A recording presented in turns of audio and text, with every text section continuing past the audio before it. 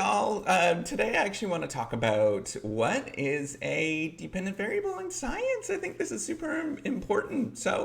It seems a little scary, but it's actually really easy to sort of figure this thing out. So if you don't know me, I am Professor Dave Maslach. I'm an associate professor of innovation strategy and entrepreneurship. And I actually teach this to people that are doing this for their full-time job in terms of becoming a scientist. And a dependent variable is very important.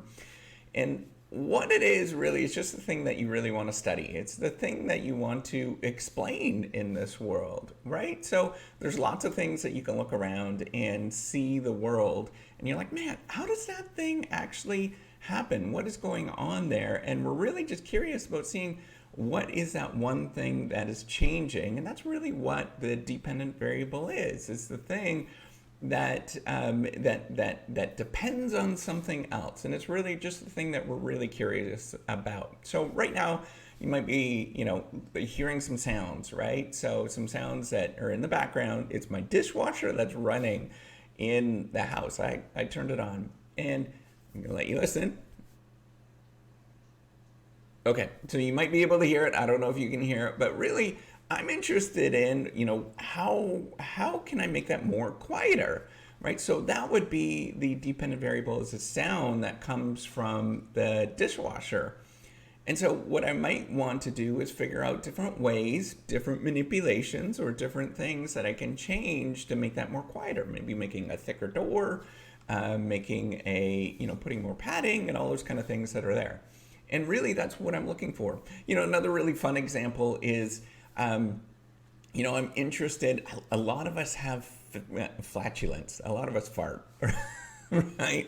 And I'm curious about how do I make sure that I don't fart as much, right? So I'm very, I'm very gassy. And the gassiness that I have, it's either really stinky or it's just lots of it. So what I might want to figure out is, how do I, so that is the dependent variable that I'm looking at, farting, right? So how much farts do I actually produce? How much gas do I produce a day? And you could do various different things to sort of figure that out, right? You might stick a balloon to your bum and measure how much fart's coming out of there.